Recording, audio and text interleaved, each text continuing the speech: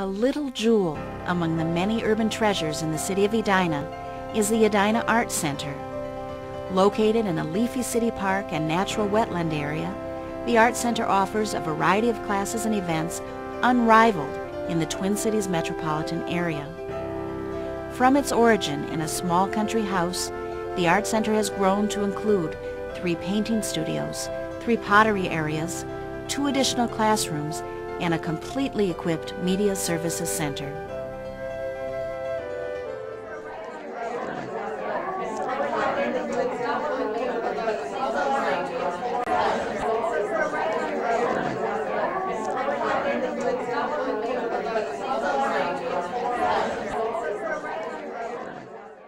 Good morning, everyone. Good morning. Welcome to the Edina Art Center, and this is the Author Studio. Before I introduce our guest, Beth Dooley, let me thank you for coming today and remind you that the Art Center is here for any of you. You do not have to be an Edina resident to participate in this beautiful space. So I would encourage you to take a look at the gift shop. We talk about buying local. You can buy beautiful items from local artists in the gift shop. We offer classes here.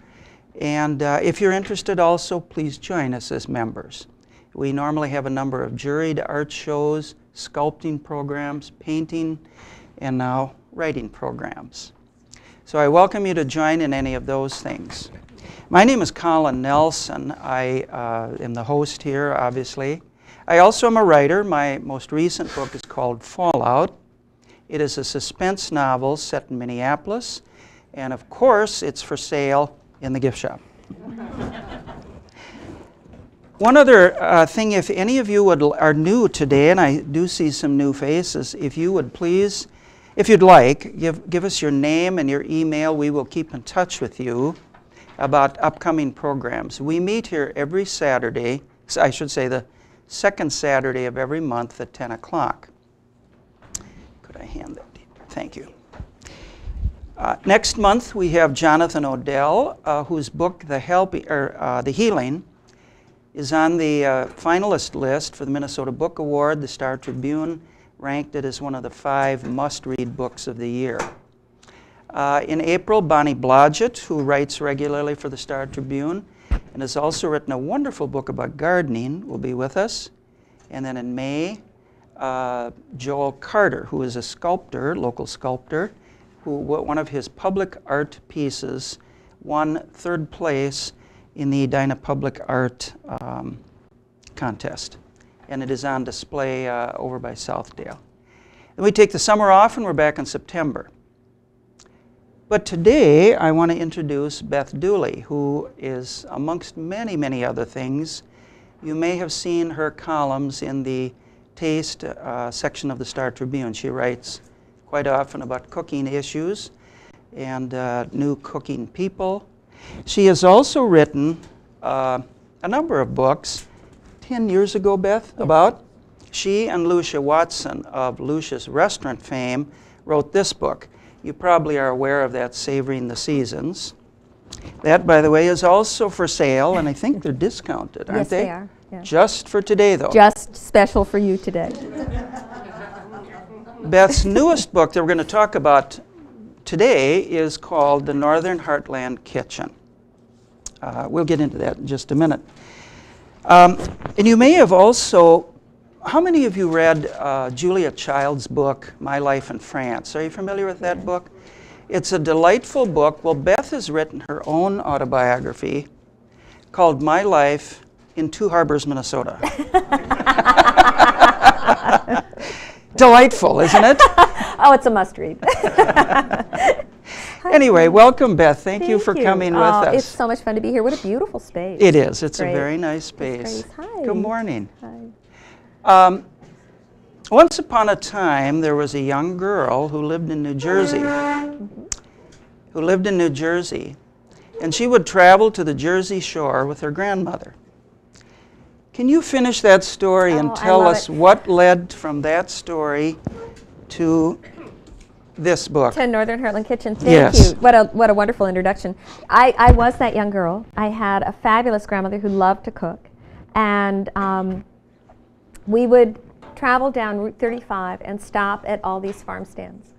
And she would talk to the farmers and talk to the farmers' wives, and we would pick up these fabulous Jersey tomatoes and these beautiful carrots, wonderful, wonderful blueberries, amazing peaches. And we'd go back to her kitchen, and she would put the peaches up on the windowsill to allow them to soften a little bit. And she would then let me slice the tomatoes into these beautiful, perfect rings. And I have such deep, sweet memories of that time. And my career as a writer started with the Princeton Packet in Princeton, New Jersey, which is a beautiful area set along that same highway that I traveled as a child. And I covered the planning and zoning board for the Princeton Packet. And so I would go to these meetings during this time when all of that farmland was being sold to development. And these meetings were just heartbreaking, because you would have citizens show up who lived in these communities, who shopped at these farm stands, and the farmers themselves who had come of an age that they could no longer farm, who were being offered tremendous sums of money to sell their property that went into development. And within the course of the 2 years that I covered both the planning and zoning boards, listened in at these meetings where you had irate citizens that were disorganized but just angry, and very buttoned up developers with their suits and their lawyers and their flip charts that would talk about raising, you know, X number of dollars in taxes and being able to support better schools and putting in highways. Within that 2 years, that landscape completely changed. There were condos, there were big box stores, there were all kinds of hotels and restaurants, because that's a corridor right in between Philadelphia and New York City. And when my husband and I decided to move to Minnesota, I can remember so clearly crossing the St. Croix. It was incredibly green, it was gorgeous. Of course, it was in August, right? And all the way into Minneapolis, there were farm stands again. There were people selling their tomatoes and their amazing corn, which is quite different than the Jersey corn. You know, I still love that Princess corn. It's really pretty white and it's tiny and it's very sweet. I do love Minnesota corn that is really yellow and also very sweet. But arriving here and not having a family, not really knowing anybody, but loving to cook and having these memories of my grandmother, I would spend all week long looking for a job, and then on weekends I would go to the farmer's market. And that's where my journey that led to this book really began. Because by going to the Minneapolis farmer's market, I began to really peel back what it was I loved about food and what it was I loved about knowing the people that provide my food. And so I would have conversations with farmers about why the raspberry crop was especially good, why the corn crop maybe was not so good, what happened when it hailed in March, you know, all kinds of things that helped me really get to know the land and the people that live here and forge new relationships. And of course I love to cook, so that drew people in and I made friends that way. Through that journey, I became good friends with Lucia Watson, and that led to our first book, Savoring the Seasons of the Northern Heartland. And I was very lucky because we had an editor who, Judith Jones, and you may be familiar with that name because she was Julia Child's editor at Random House. And she, if any of you saw the movie Julie and Julia, she sort of shows up. She's the one that tells Julia Child that, oh, that title won't do, right? She's very much like that. And she was married to Evan Jones, who was also a writer who wrote a couple of books about Minnesota because he grew up in New Prague. And they took a year off from her editing in New York City and ran the Northfield paper, which was the family paper, for a year. So she got to know this area pretty well, and she became very interested in this area, and she realized, as we knew, as Lucia and I knew, that the Northern Heartland is not the Midwest. And at that time, everyone thought of the Midwest as being everything from like Ely, Minnesota, down to Kansas City, and we knew that that wasn't true, that the culinary distinctions were quite huge. And so we were able to contract with Judith to write a book about this region and define it in terms of its foodways. And it was really exciting. And so that then led me into an intellectual exploration of what it means to live here. And in doing so, I connected with John Borchard, who was a very well-known demographer, taught at the University of Minnesota, and wrote a book called The Northern Heartland. And he explained to me that the area really is defined by the weather, right? What grows here naturally, what is allowed by the landscape, and by the different ethnic waves of settlers that came here. So you have influences of the Eastern Europeans, the Scandinavians.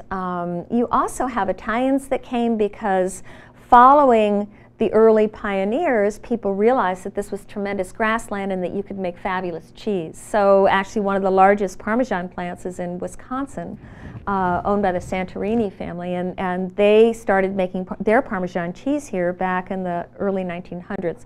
So it's a fascinating history, and it in exploring all of this, as that book first came out, we also met with a man named Jonathan Waxman, who has a very well-known shop that specializes just in cookbooks called Kitchen Arts and Letters. And if you love cookbooks and you're in New York, go there. It's up on 73rd Street and Lexington Avenue. And I sat down with him and said, you know, what am I doing? I mean, I'm writing this book about the Northern Heartland. And he said, you know what, that is the story of American food. And I think that's really true. And I think what's fascinating to me is that we have such a rich heritage in food here. We have, you know, our economy is really reliant on these major global food corporations, but we also are, in this heartland, we really are pioneers in terms of the sustainable movement, the sustainable agriculture movement, and we're doing things in ways that are terribly exciting. And so that following Savoring the Seasons, I wanted to write another book 10 years later that told the story of where we are now. What's happening now, and what is influencing the way we're living now, the way we're cooking now, and what is our local food shed all about right now, and that's Northern Heartland Kitchen. So that's sort of that's my journey. And one of the things I like about this book, Beth, is you've divided it into the 4 different seasons. And each of the seasons you take food that is available and appropriate for that season. Right. How did you come up with that idea? You know, there's a lot of, you know, you can't swing a cat in the food world without hearing the word local anymore, right?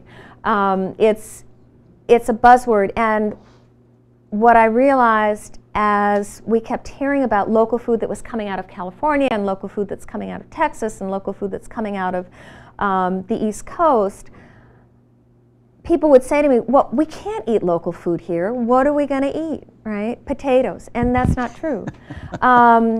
People have always figured out a way since There's lutefisk. There's true. There is lutefisk. That's what I start with. There's lutefisk. What more do you need? Potatoes and lutefisk. It's true. It's true. Colorful. It's true. It's true. Very true. But I think because we come from this heritage of farmers that were incredibly thrifty and knew their land so well. There are a lot of things that we can learn when we go back and look at that. One is that there are several varieties of carrots, and I brought some to sample, that actually taste better when they're harvested right after the frost, before the ground freezes hard. They sweeten over time in storage, and the pioneers stored them in sawdust, and they taste better in February than they do in November. So there's that. We have wonderful radishes, same thing. They can be harvested before the ground gets really hard, and they will store beautifully, as do our root crops. The other thing is that over time, our growers have become so incredibly sophisticated about using hoop house technology, which is simply, you know, plastic hoops that are covered with plastic, and they capture the sun and they keep the ground warm, that extends seasons. So we're now seeing lettuces and tomatoes and things like that that we've never been able to grow before. And of course, climate change has had a huge impact on what we can grow and how long we can grow it. In addition, we've always had the world's best butter, and because there's interest in local food, and there is the recognition on the part of chefs like Lucia, who understood early in their practice that the best tasting food, the best ingredients come from nearby. They've been remarkable in finding people that are willing to meet their need. And so we have people like Victor Moratz, who rescued Hope Butter, which was the last butter creamery down in Hope, Minnesota, about 25 years ago. He had been a software programmer, and when he and his wife started a family, he said, you know, I don't want to live in St. Paul anymore. I want to go back to where I grew up. And he was able to get enough financing to buy this failing creamery. It was the last standing creamery in that area. There used to be 250 creameries in that whole Hope area that kept all of those farms going. And so he said, okay, we're going to make really good butter. He kept the butter master on. He continued to make this beautiful butter in small batches. It tastes wonderful. And he began selling it, and the chefs went wild. And one of the reasons why is because his butter tastes so much better than anything else you can get.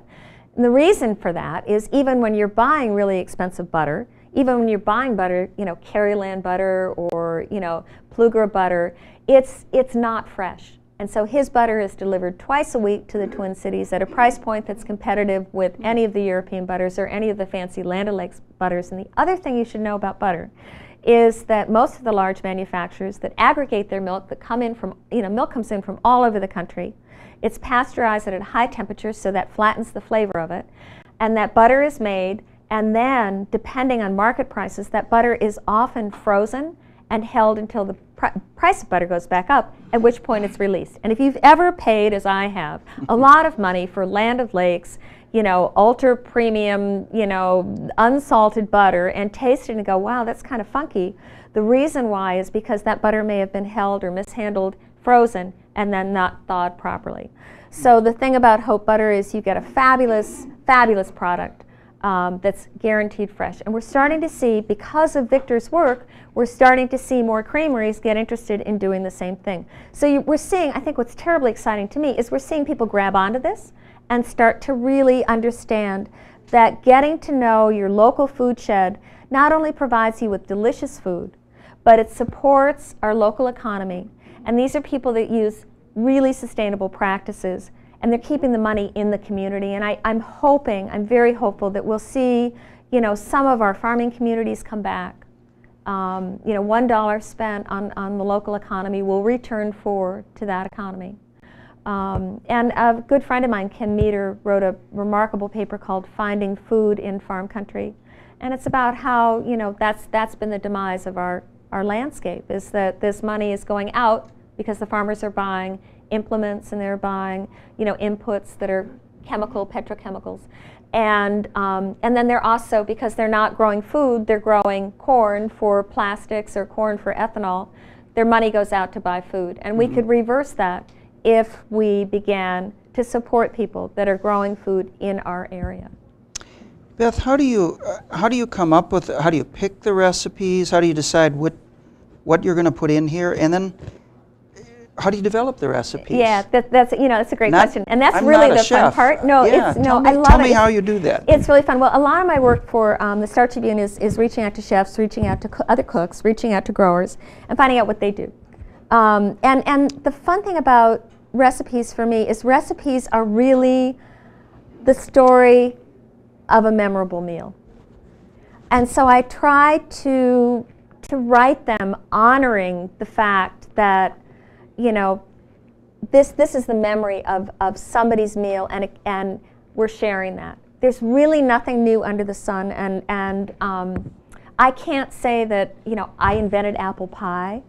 Nobody can claim that, but I can learn from someone who maybe does a combination of butters and lard, for instance, in his crust, or someone uses a particular kind of apple. So I learn from people and share that information. And in terms of trying to decide what goes into the particular chapters, I was conscious of how I cook and how other people cook.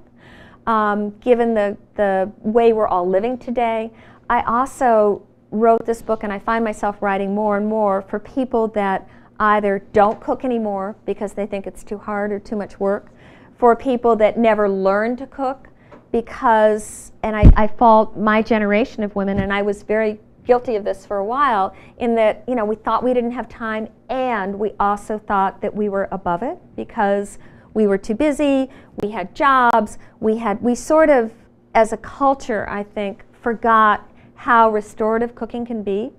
And also for my son's generation that, for whatever reason, never learned to cook as I did from their mothers or grandmothers.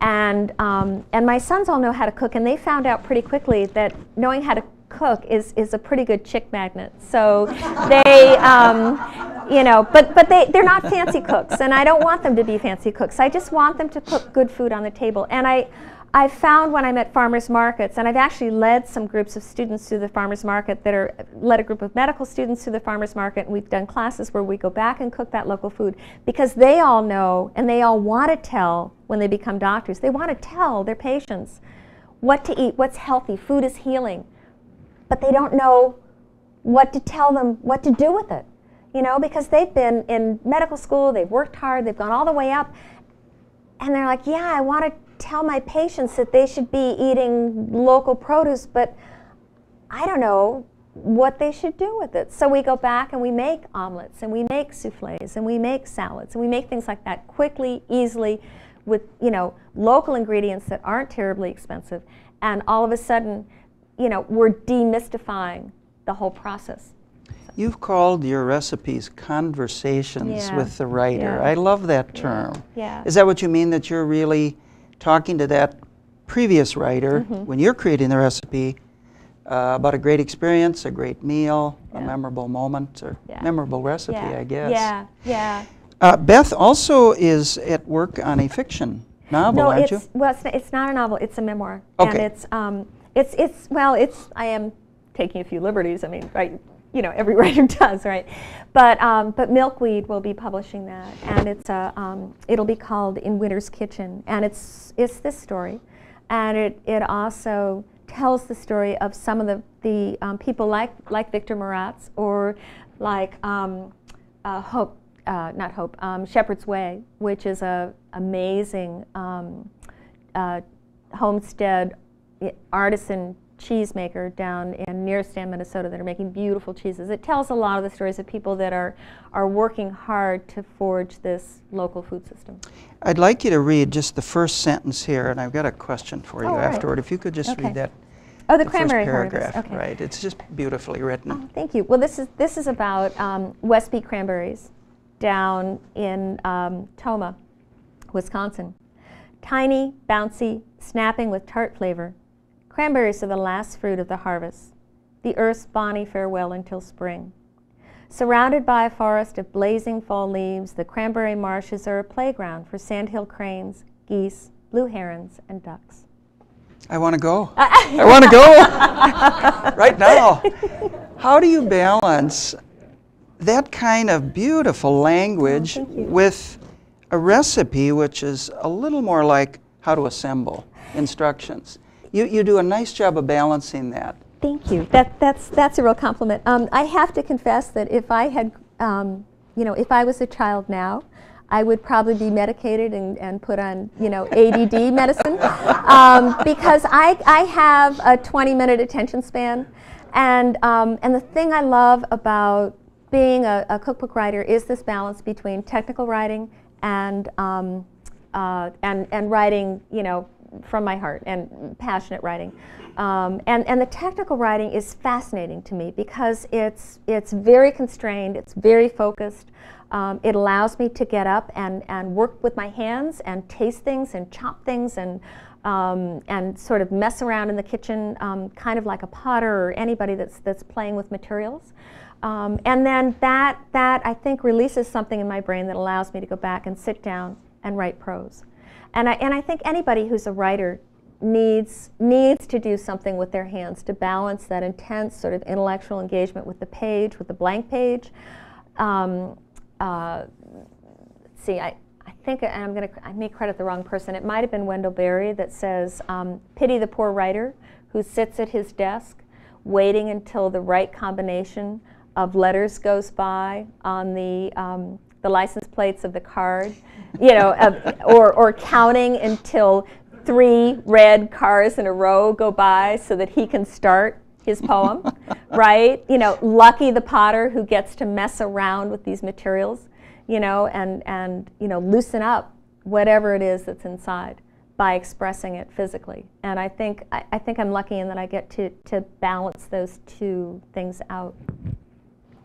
Besides, of course, learning how to make some wonderful, tasty dishes, is there anything else you would like a reader to get out of this? Well, what I'm hoping to do is, and people have told me they feel this way when they read my stuff, I'm hoping to make you excited, to go out and talk to these farmers, to go to the farmers markets, to want to come home and make stuff. Because I really feel passionately that when you learn to cook, you become independent. You become independent in ways that no other activity grants you. And I think that a lot of our social issues and a lot of our environmental issues and a lot of our economic issues would be solved if people paid attention to where their food comes from, came home and made an effort to cook something and called a friend in to share it. And so that's kind of my raison d'etre for writing these books. That's wonderful. Thanks. Now, some of these recipes are not heart healthy, are they? You know. But you have said. Okay. You know, I have a beef with some of these nutritionists. You have said. I think you've used the term, we should honor our appetites. Is there a connection there? There is. I bet there is. There's totally. I love this. He's great. There is totally a connection there. First of all, when you pay attention to what you're really hungry for, when you pay attention to the seasons, the weather, the light, has a huge impact on our appetites, right? And there's a reason that in the wintertime, Mother Nature is telling us, you know, you probably don't want to eat that salad or that tomato. You know, you're probably really hungry for something hot and warmed and cooked, okay? And we kind of know that intuitively. I mean, the Indians, the Pakistanis, you know, call that Ayurvedic eating, when you're, you know, 5-season eating. The Chinese have a word for it, and it's really paying attention to how nature impacts our lives and how that impacts our appetites. And I think when you pay attention to that, probably you will pay attention to portion size. You will, you know, yes, you'll use butter because we need that fat. But you're not going to be eating the kinds of gobs of fat that you would have if you were just munching down cookies or putting tons of salad dressing on a salad that doesn't have any nutritional value, because the lettuce that's coming out of California right now has been traveling over 1,500 miles. It was picked 2 weeks ago. It went into a warehouse in Chicago, and it didn't get to Minneapolis until, you know, a week later, and then it sat in the back room, and then it went up to the shelf, and yes, it's in cryovac packaging, but the minute you harvest a green vegetable like that, it begins to lose its nutrient content within seconds of its being harvested. So by the time it gets to my crisper, where it will probably sit for another two or 3 days before I make a salad, you're eating cardboard basically, right? And you're putting a lot of fat on top of it with, you know, by using a prepared salad dressing that's full of preservatives and salt, you know, all salt and everything else. So, you know, and one of my beefs with, because I do some work with Park Nicollet, one of my beefs with the way they want people to approach food is healing, but it's not Western medicine. So I think we get ourselves in a bind when we start to kind of look through this very narrow lens and say, oh, butter's bad. It's not bad. You know, it's a wonderful food. You're not going to eat a block of it for dinner, obviously, you know. So it's, and when you pay attention to it and when you pay attention to your appetite, you realize that you don't need that much, right? And that it will give your food remarkable flavor.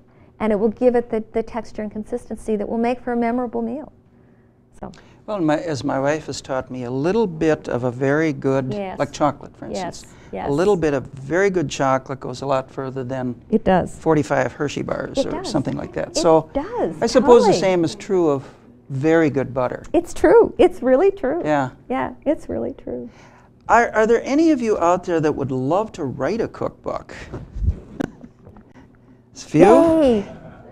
Do you have any advice, Beth, for people who might be interested in writing a cookbook? Well, it's how do you get one published? Yeah. What subject should you pick? Yeah. Focus? Start writing. You know, it's kind of, you know, I'm also a runner, and I asked a coach one time, you know, I want to run faster, and he looked at me and said, run faster.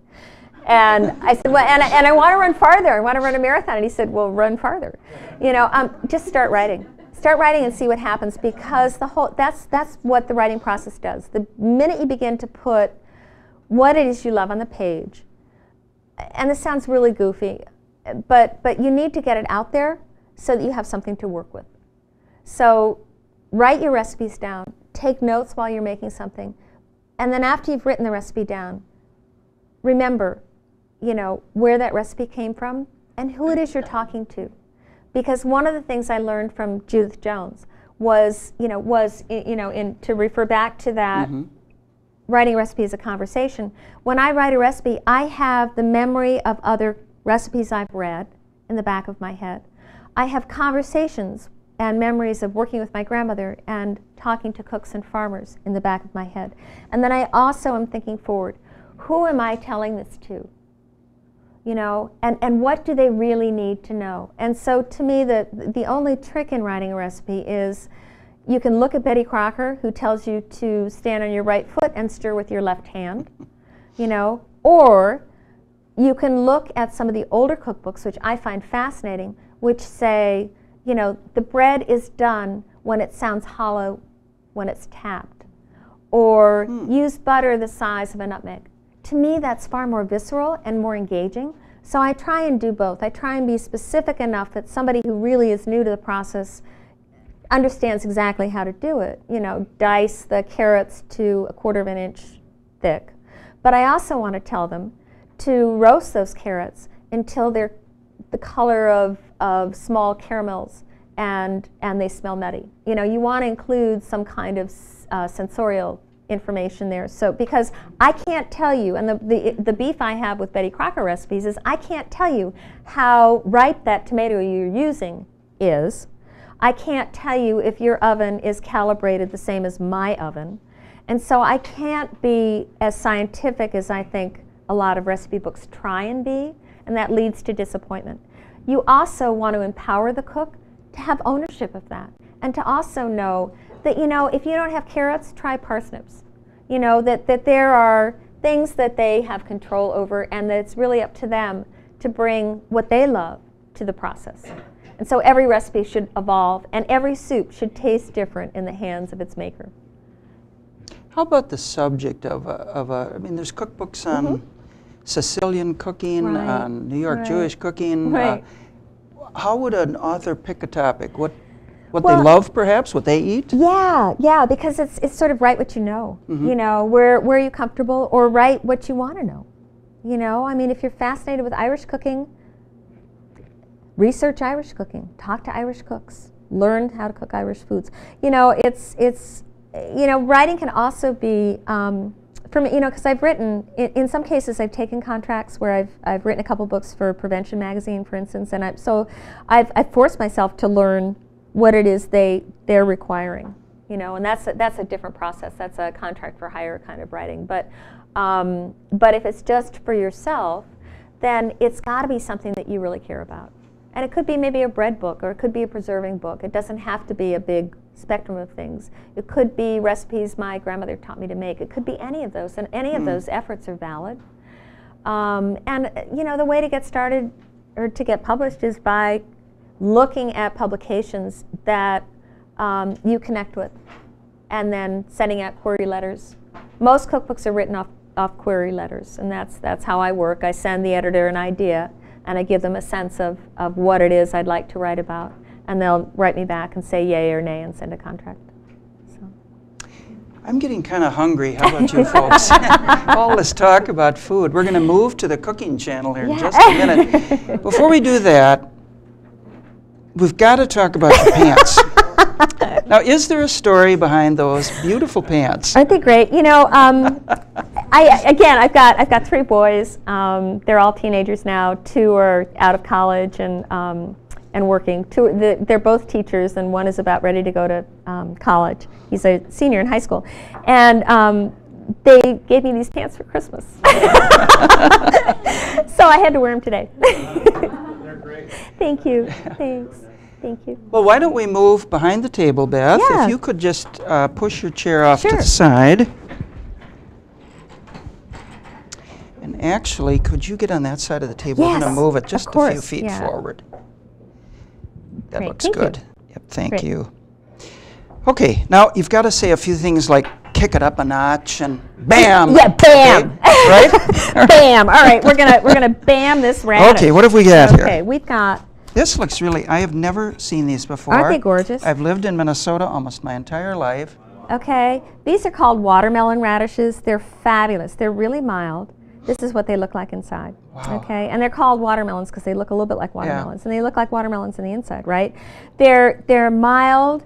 They are harvested in November or December before the frost gets really, really hard. They store beautifully. You'll see them in the co-ops. I haven't seen them in Lund's or Byerly's, but I imagine we will at some point because they become so popular because they're so delicious. And this is one of these foods. This here, I've put this Maybe together. Why don't I? Yeah, you can pass it around. People Well, I'm want to going to try save the first one one. Oh, for there myself. you go. There you go. You pass those around. They're, one of the traditional ways of serving radishes is with beautiful sweet butter, and I've got, those are with a nice big slab of hope butter, which is wonderful. And this is the unsalted hope butter, so I've sprinkled them with just a little bit of salt. And it makes a great hors d'oeuvre. You can shred them over a salad. They're so pretty that way. But they really brighten things up. So again, if you want to talk about, there's no local food. Uh-oh, Oregon. Oregon salt. We don't have salt here, right? So part of, we've always been part of a global economy, right? We don't grow coffee, we don't grow bananas. There are things that we really rely on, and there are places that rely on our things. So I'm not saying only, I think the idea of a 100-mile diet is kind of silly, because what we really want to do is build a local food shed, but also be conscious of what other people do do other things well, do other things better than we can. So, yeah, that's Good. salt from Oregon. By the way, if that plate runs empty, we've got more. We've got here, more. So. Yep, we can do more. Or if And you I've want got more in the seconds. back too, if Okay. anybody wants seconds. Yeah. And then these are, and we can pass these around too. Don't fight over that plate. These are the carrots I mentioned. These are those wonderful. They're a heritage strain of carrots. They're the ones and these are from Featherstone Farms. If you're in the co-ops, look for the bag. They come in 2-pound bags of Featherstone Farm carrots. These are harvested in November. They're stored so that their sugars, their carbohydrates convert to sugar, and they're just fabulous. And then these are 2 cheeses from the Farmstead Cheese Farm that I mentioned. They're both from Shepherd's Way, and they milk their own sheep, and Jody, who's younger than I am, makes the most gorgeous cheese. She's won all kinds of awards, and you will find this at all of the co-ops and at the farmers markets. And there are lots of other creameries that are doing some beautiful cheeses, so I'm happy to answer any questions about that. Well, one question I have that people often raise, or complain about, I guess I should say, on some of these local products, are the price points. Hey, how come I can go to Costco and buy it for 50 cents? I go to the farmer's market and it's $4. I know. What do we do about that? Well, I'm going to start with some statistics. I bet you have an opinion. I have no opinion at all. No. Okay. I want you to think about, and I can do more. How many more do we need? Couple more. Couple more? Okay. Here, I'll do this while I'm talking. Okay. The first thing you should know is, anybody want to take a guess at the percentage of income that we spend on food? Anybody want to take a guess? Yeah. 10. Nope. 35%. Nope. Nope. We spend 8% of our you were closest. We spend 8% of our disposable dollar on food, okay? What do you think all of the first world countries other than ours, the average of what they spend? Yeah. 25%. Yeah, 25%. Bingo. Okay? Now, What do you think those civilized industrial countries, first world countries, other than ours, spend on healthcare? Anybody want to guess? Nope. Who said 8? 8%. Okay, what do we spend on healthcare? 25 to 30%. Okay? So there's a huge correlation there. Yeah. Our food is too cheap. And I'm going to say that until I'm purple. We are not paying the real price of food. We are paying for our food through our tax dollars that go into the farm bill that subsidize really lousy ingredients and ethanol. And until we change that farm bill, we're not going to have real food. Because there's very little incentive. And I would much rather spend 10, 15, 20% more on local carrots than give that money to the Nature Conservancy or to the Audubon Society. Because those farmers are doing more to take care of our water, preserve our land, keep our air clean, support wildlife than any environmental group. That's an interesting point. So if you're going to be giving to environmental concerns, right, instead buy local. Buy local food. Buy local food. You're doing the same thing. You are, and you're putting your money into things that you really care about. And it goes so much farther. It's just amazing. When I talk to these people, it's heartbreaking, you know? My wife has trained me well. In fact, she answered the question correctly. She did. Yeah. She gets an A. Wait, I can't do it. Oh, it's going crooked. That's okay. Here we go. We'll do this. Yeah. Yeah. So that's my answer about that. And you know, the other thing is that I think as the price of fuel goes up, we're going to see more parity between local food and you know, the cheap, you know, not just convenience foods, but the cheap stuff that's coming out of California and China, frankly. And plus, why would I want to eat a tomato from China in the middle of January? That's nuts. You know, I would much rather be really hungry for a tomato when they come around in July. And then I'm tasting a tomato, and I'm tasting something that tastes like a tomato. There's something about delayed gratification. Should I pass the carrots out? Yeah, pass the carrots around. Yeah. And then they can come back for cheese? Yeah, okay. Yeah, that's great. I'll pass these carrots around, and then when we're finished, we can come back for cheese and crackers. Yeah, that sounds perfect. That sounds great. Kind of like after dinner. Yeah. So, yeah. The other thing is, I think that when people make those comparisons about local food and sustainably grown food, they're looking at a lot of the convenience foods and a lot of the exotic foods. And if you shop at the co-ops, for instance, which are just remarkable, or even at Kowalski's or Lund's or Byerly's, and you shop bulk and you buy fresh, you're ending up with some parity there. Mm-hmm. You know, you save a lot of money when you make your own food. And so yeah. So the ingredients for this this is so rye, simple. Rye bread? This is rye bread from the Wedge. They have a wonderful bakery, but there are lots of other places to get. God, our bread has gotten so good lately. So there's that. I'm going to cut these. And then Hope butter that you talked about, right? Yep, there's Hope butter. Yep. And then just a little, and then the radishes and just a little salt. So this is so easy. You know, and this is the kind of thing you can serve as a starter, you know, and have it with soup for a Well, lunch. it's so colorful. Yeah, it's pretty. For Minnesota in the winter. Yeah, I know. It's beautiful, beautiful color. I know. These are sometimes called beauty heart radishes. Okay. You know who's carrying Yes, all of the co-ops. Just a minute. Let me repeat the question. Okay. Question, we're going to go to questions now, aren't we? Yes. The question is, who carries the watermelon radishes? You'll find them at all the areas co-ops. So there's the Wedge Co-op, there's Linden Hills Co-op, there's Lake Winds Co-op. They all carry, Seward Co-op, they all carry them.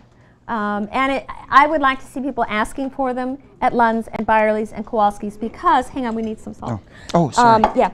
Because if you begin to ask and start demanding of your produce managers that you want more local, they'll respond. They all want to, they want to, all of these grocers want to provide us with what we want to eat. So ask for it if you don't see it. Mary. Could you please tell me the name of those Yeah, The you know, quest- that's a really here, good just a question. minute. It is a heritage. Can you repeat the question? Yeah, oh, I'm sorry. The question is, can I tell you the name of the carrots and, Okay, can you answer that one? you know, where to get the seeds? Yes, in fact, I've forgotten the name of the carrots, but it is in my book. And I can look it up and tell you later. But Jack Hedin Here, I get your chair. thanks. Jack Hedin at Featherstone Farms sells those carrots in 2-pound bags. And Featherstone Farms is a CSA, and so you can find those carrots at again, all of the co-ops. And I bet if you sent an email to Jack, he'd tell you, and he might even sell you some of the seeds. Yeah. I think you can buy seeds from Seed Savers. Yes. Yes. The Yes. comment is Good point. the comment is you can buy seeds at Seed Savers, Yes. which is in Decorah, Yes. Iowa. Yes, thank you. Yes, and they have a wonderful catalog online. Thank you. That would be a really good place to do it. Google Seed Savers Heritage Brand carrots, and then look at the ones that are late harvest carrots. Yeah. Way over in the peanut gallery. Oh. Well, I was Yes. interested in particularly your comments about trying to support the farmers. Yeah. And I got exposed to land stewardship. Yes, project, yes, which thank you. I thought was, really explained the farm bill, which was Yes. eye-opener. Not only Yes. how much money it is, but secondly, how little of it goes to the farmers and kind of some of the bad things that happen in terms of land values. Exactly. Anyway, just thought I'd mention it because, at least for me, it was a real eye-opener. Thank you. Thank you for mentioning that. He just mentioned the Land Stewardship Project, LSP. They are probably one of the foremost nonprofits in the Twin Cities doing incredible work to support local farmers. And they have a program called Farm Beginnings, which partners young people who want to farm with people that are ready to retire and helping them with land transfers and providing conservation easements and that kind of thing to be able to keep that farm in production. They have a remarkable newsletter that comes out both online, and it will be mailed to you if you want to join them. The memberships are pretty small. Like $50. Yeah. And I think one of the other things that really goes kind of unspoken is that one of farmers' biggest problems is they can't get health care. They're small little Exactly. businesses, and they're one of the Exactly. most dangerous jobs. That's right. They can't get health care. That's right. That's right. Thank you for mentioning that. He just talked about farmers in healthcare, which is a really good point, and we'll see some of that changing with the new Affordable Care Act. Some of that is being addressed by that, because one of the issues with farming, as he just mentioned, is what they tend to do is get catastrophic care. So they have a $5,000 deductible or something if they get, if they lose their arm, right? And that's not enough to also take care of loss of business, all those kinds of things. So there's some huge issues around that. Oh, I'm sorry, yes. No, you had a... I had two thoughts, but Yeah. I'll stick to one. No, that's okay. What do you think of hothouse tomatoes? I know that we produce them here in Minnesota. Yes. So we're going year-round on something that's normally just a summer crop. Well, it depends. Excuse me, I'm Beth. sorry, The question is, what do you think of hothouse tomatoes and growing them year-round in Minnesota? Right. I think it depends on the practice used to grow them. There are two ways of doing it. One is with solar power greenhouses, and you get a really good product because they're grown in the same soil that they would have been grown in otherwise, and those it's a pretty low-tech technology. There's a Philadelphia Community Farm which has erected an absolutely gorgeous. It's really a greenhouse. It's solar powered. They use a gray water system. And the guy who designed the structure has a little business. He's an architect, but he's also a logger. It's called whole tree architecture, where he goes in and gleans trees that are misshapen from the forest, and then he uses them to create a structure around them. So they're almost like pieces of art. And when you see this greenhouse, it's beautiful because it looks like a tree is holding it up. It's gorgeous, and it's not expensive, right? Yeah. And so they do extend their seasons. I don't think the solar power is enough to keep it going in the dead of January, especially in a January like this. So if they're grown organically and they're local, that's fine. I've never been to the Bushel Boy plant. I'd like to see it because I've heard some complaints about their practices. So, I can't speak to them. I spent time in Owatonna, and I've seen in the distance the light that it's kind of a glow on Well, yeah, yeah, Zzz, yeah. zzz, zzz. Yeah. No, it's great. Thank you. Yeah, yeah. I think, Hafed, Yeah. did you have a question? Well, I wanted to go back to the book. Yeah. I always wonder, because I see all of these books about cooking and stuff, and I always wonder, do you sit down and figure out recipes and then you write them down, or do you start by cooking, or do you write them down and then you cook? So do you cook what you write, or do you write what you cook?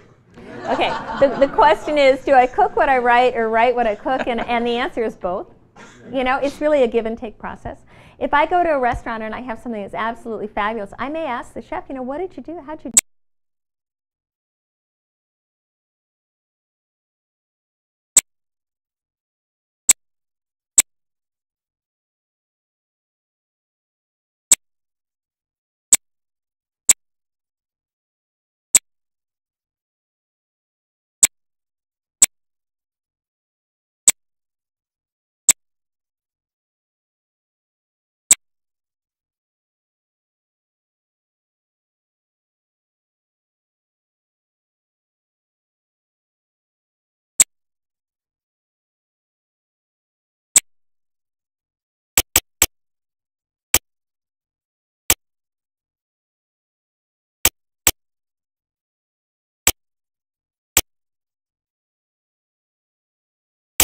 And, you know, understand what their flavor is, and then come up with or pair them with a dressing that has maybe a little bit of honey or a little bit of maple syrup in it to counter their sort of snappiness, their tartness, you know, and that's a balance of flavors. So it's an intuitive process that both is inspired by the ingredients themselves to create a recipe, or looks to other people that have done something that I find interesting that could play out. And it's a very very personal process. It's not unlike the way a painter might work, or somebody that works in pastels. So thanks. Yes. Do you have a resource list of your favorite local producers? Thank you. Do I have a resource list of my favorite local producers? It's in the back of the book. So, but I'm happy to give you, you know, a list. I could give you a list off the top of my head right now, and they all have websites. So, you know, I could if you want me to do that. Yeah, I'd be happy. There's a question over here. Yeah, I actually have two. Yeah. One, do you use the pressure cooker at all? Because I'm getting the sense that it might become a little bit more popular. Yeah. It makes really good stock. And then the second thing is, there are a lot of food blogs and a lot of really bad food blogs. Right. And a lot of bad food blogs that the food companies are using. Right. No, Do you I have comments on all of that.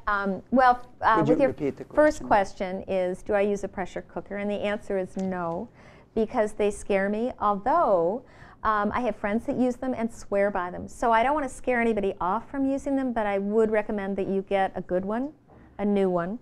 And that you read the directions really carefully before you use it. And I may be pushed to start playing with them at some point, but I haven't wanted to. Yeah. So, and I don't, you know, I don't have the need to make anything that quickly. Is part of the reason. If I'm making a chicken stock, I really like the way it smells, and I like controlling the temperature, and it cooks for a long time, and it's not hard. You just throw the stuff in the pot, you cover it with water, and you turn the stove on, and it just kind of cooks away. And then I have control over when I want to stop that cooking process, and allowing it to cool down and skim the fat off the top, and maybe then I'll take it and reduce it to a demi-glaze to use later. So I just think it depends too on what your own personal needs are. So no, my answer is no. And the second question was food blogs and what I think of them. I have mixed feelings about them. I don't really pay much attention at all to the food blogs that come out from the companies, because what those companies are doing are, for not much money, relying on citizens to use their product and then, you know, become a cheerleader for it. So that's pretty transparent. Yeah, that makes sense. So I tend not to trust that. And you can tell pretty quickly, because they reference the product all the way through the blog. So it's, you know. But that said, there are some really good food bloggers out there, And if you're looking for good ones to follow, a good way to find them is to simply Google best food blogs. And Savor Magazine and James Beard Society Awards now has an award category for food bloggers. And so you can go through that list and see if there are any that address your interests. There's the one that won the James Beard Award this year was called, oh God, I think it was a weird name. It was something like Lonely Pig or something like that. And it was really good. The woman clearly was a writer. She could really write well. And it was a lot of personal memories and stories and things with recipes. So, and the book, My Homemade Life, came out of a blogger whose blog was called Orangette, and she wrote about her life in Paris. And the recipes in both, and that blog continues, and both the recipes and the stories are quite good. I like reading that. So, you know, the other thing, the thing about food blogging is, again, it's another conversation. I quite like it. I have blogs that I follow, and so I post those links on my blog. I have a blog, by the way, and it's BethDooley.org, because I am a nonprofit organization. And so I post the blogs I like to follow on my blog, and they post me on their blogs. And so it's you know, I read them and they read me, and I really like it. It's a very easy way to have conversations with your readers, and so it's a matter of just sorting through the clutter and finding what you like. It's always other questions? Yes. Michael. I just had a quick comment as an artist, in that when you opened up that radish, it was an unbelievable experience and unexpected. I've never seen those colors before. Yeah. And then I attended an event with the blood orange. They had blood oranges, and it's the same experience where the color inside and the color outside is so unusual. Yeah. And then I started thinking about, why are humans not more attracted as bees and pollination? Great process? point. Why are we not attracted to those stunningly beautiful Great point. to eat? That's a really good question. Did everybody hear what he said? You know, that the colors in some of these vegetables and fruits especially are so attractive. Why are we not drawn to eat them? And my answer is, we've forgotten. And there is so much clutter. If you look at the history of food marketing, there's a wonderful book out called Kitchen Literacy, which is the story of how post-World War II, at the same time that the United States government was trying to figure out what to do with ammonium nitrate, and realized that it's a fabulous fertilizer and it's a fabulous pesticide, and convinced farmers that they could grow lots of corn for export if they used it on their crops, which drove the whole fence row to fence row movement in farming.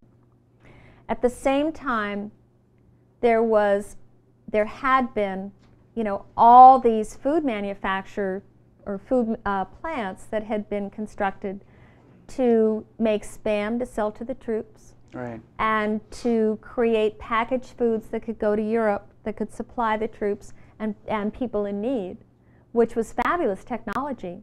But once the war was over, what do you do with it? Well, you create marketing. You create a need. And that drove our prepared food industry. Okay? And those messages that were so culturally embraced as being new, scientific, cutting edge, they smacked of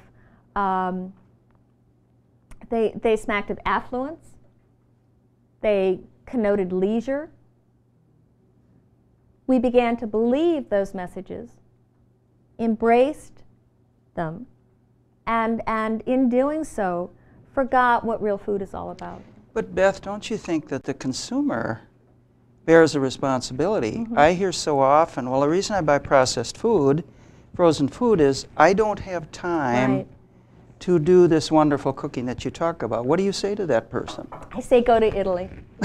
Great idea. No, I'm serious, because if you go to Italy, all of the women there work. They all work. And what do they make for dinner? They all cook. They come home, they boil some pasta, they chop up some fresh tomatoes, or if it's the middle of December, they chop up fresh kale, and they make a pasta and they hit it with some really good Parmesan cheese. Now that takes less time than it does for me to drive to the store and bring home packaged food that I have to microwave and plate. It takes less time for me to make my own macaroni and cheese, even for my kids when they were little, than it did to open up a package of Annie's macaroni and cheese, which is organic, packaged macaroni and cheese, and put that funky powdered stuff, into the pot with some butter and milk. It takes less time to make your own. So I think that, Martha Stewart did us a big disadvantage because she makes every meal look like it's got to be this spectacular event, when in fact, cooking a simple homemade meal is probably one of the easiest, simplest things you could do. It's not a challenge. Can men do it? A challenge. And men can do it. You bet they can. You bet they can. You bet they can. Even if you have a sandwich, even if you have a great sandwich with grass-fed sliced meat on a really good piece of bread with some, oil and vinegar and, some radishes, you've got a great meal. Some homemade soup or pasta that you've got on the side. It's great. It doesn't have to be a big deal. And I think we've convinced ourselves that every meal has to be this big occasion or we're not going to do it. We're just about out of time. Do we have another question? Yeah, I'm just wondering if there has been a time in our American culture when Americans put high value on food. I know obviously this would be before processed food, right? Food, but was there ever a time? Because I'm not aware of it. There was, and I actually write about it in my first book. Thank you for asking. The question was there a time when Americans really valued cooking? And yeah, there was. It's what's been really fun about these projects is I've gone back and looked at a lot of old cookbooks, and they really were conversations around people. I've got two stories around that. The first one is that one of the brownie recipe in the first book that I wrote with Lucia comes from Mrs. Messine, who was Lucia's grandmother's best friend, and it is her brownie recipe. And she was happy to share the recipe with whoever wanted it, but everybody who used it made sure that whoever they gave it to or served it to knew that those were Mrs. Messine's brownies. Because every cook had their sort of talisman. They all had their calling card. And that was what you brought to a funeral, or that's what you brought to someone who was ill. That was your signature dish. And so people took a lot of pride in doing that. And so that's story number one. Story number two is that Sarah Roper Joyner, who was married to the publisher of the St. Paul Pioneer Press, came from Ohio and had, as a church fundraiser, written a book called Buckeye Cookery. And it was one of the first cookbooks written in the United States. And it was translated into 3 or 4 languages after it was published. It was wildly successful. He published it for her when they moved here. And it became this, success all throughout the upper Midwest because people wanted to know what to do with this food that was coming off of their farms that was different than what they had in their homelands. And so that became a way, too, to show that you could, use what might not be familiar to you. So, and there was a lot of joy in that. And then you have 4-H clubs. I have a friend who shared some recipes. She shared her Bohemian rye recipe with me. She's a lovely woman, and she, Susan Popor, she's a caterer up in the Duluth area, and she had won several 4-H awards for her Bohemian rye, and people still talk about it. So I think, there's such memories associated with food that I think, especially, among people that grew up cooking, there's a lot of pride in that. And also the threshers. That was a big deal, too. Okay. The threshers all competed to have, there were big farm dinners when the threshing machine came through town, on farms. Everybody helped with the harvest. And so you wanted to have the best lunch you possibly could because that meant the men would work that much harder to get, the wheat in from the field. So thank you for asking. One more question. As important as delicious food is, what do you think about what you serve that food on? How you present it, whether it's the piece of pottery or... Yeah. Can you talk a little bit about that? Thank you. The question is about, as delicious as the food is, nobody's going to want to eat it unless it looks good, right?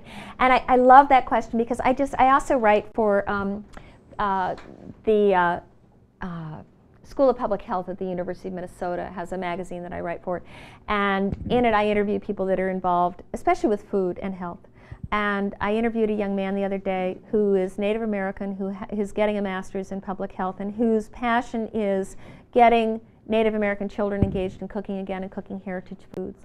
And he will go into, he's also working with elders, and he'll go into clinics and he'll go into community centers and he'll cook with them.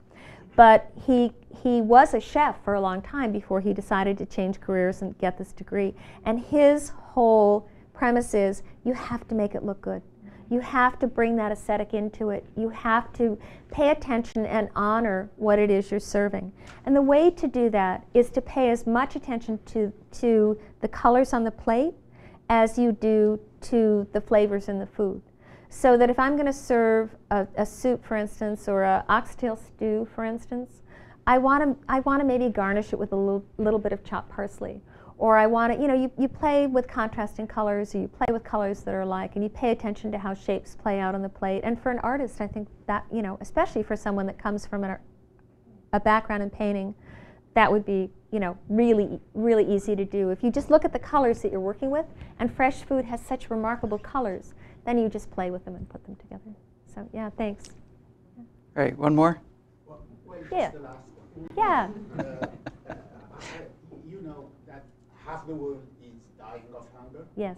And we in the United States throw about a quarter yes. of everything yes. out. Yes. So could you talk a little bit more about leftovers and this whole issue? That's a great question. Thank you. The question is about how we have so much food. It's so cheap. We take it for granted. We throw almost half of it away. And the rest of the world is starving. I'm going to start with the rest of the world is starving very quickly. I don't want to go too narrow and deep into policy, but our export policies around corn, specifically, have been so detrimental to the world's food supply. And our multinational corporations that are selling patented seeds to the rest of the world so that they can become dependent on our foodstuff, as well as our chemical fertilizers and pesticides that are all petroleum based, has wrecked a lot of local food systems. Okay, so what we've seen is this almost agricultural dominance that we've exported to traditional indigenous peoples that have made them reliant on our food. So that's number one. And nobody has any solutions around that, except that there is, again, this huge push by all these different nonprofit organizations to help people reclaim their local foodways. So that's number one. Number two, around the food that gets thrown away, I'm horrified at the way our regulatory system is structured so that as a food writer and food stylist, if I am working on a project that involves photographing 6 turkeys that are perfectly fine, I cannot give them to the food shelf without being liable and carrying insurance. Okay? What I end up doing, and I'm not going to tell you the organization, what I end up doing is calling a place that will take them. I don't get a tax credit for it, nor does my client. And I tell the cook what conditions they were cooked under, because I don't want anybody to get sick. How long they've been held. All right, and what's in them. And she takes them happily and serves these families. So there are things going on under the wire, but Lucia Watson, for instance, puts out baskets of bread for anybody that comes into the restaurant. Even if I don't touch any of the bread in that basket, that bread must be thrown away. Okay? So we need to look hard at that, really hard at that. What we end up happening is that, homeless people dumpster dive in Lucia's dumpster, along with other dumpsters around restaurants in order to get food. It's crazy. It's really, really crazy. So we need to look hard at the regulatory system. We also need to understand, frankly, in this economy, if you're paying more for food, you probably won't throw it away. You might understand that that chicken that you've just roasted makes a fabulous casserole, a wonderful soup, terrific sandwich. The bones can be used for stock. You know, again, I think we need to get back to, you know, understanding with all this pressure to recycle that food is a big part of that. Yeah. So. I think we're out of time. Beth will stay for a while. Yeah. She's going to be serving cheese and crackers. And happy to talk about the cheeses too. And continue to talk for a while. And then if you would like to purchase her books, I'm sure she would sign them for you. Mm-hmm. You're going to stick around for a little while? Oh, absolutely. Great. Yeah, thank you, Beth. Thank you. Thank you. Thank you. Great audience. Thank you. And there's more.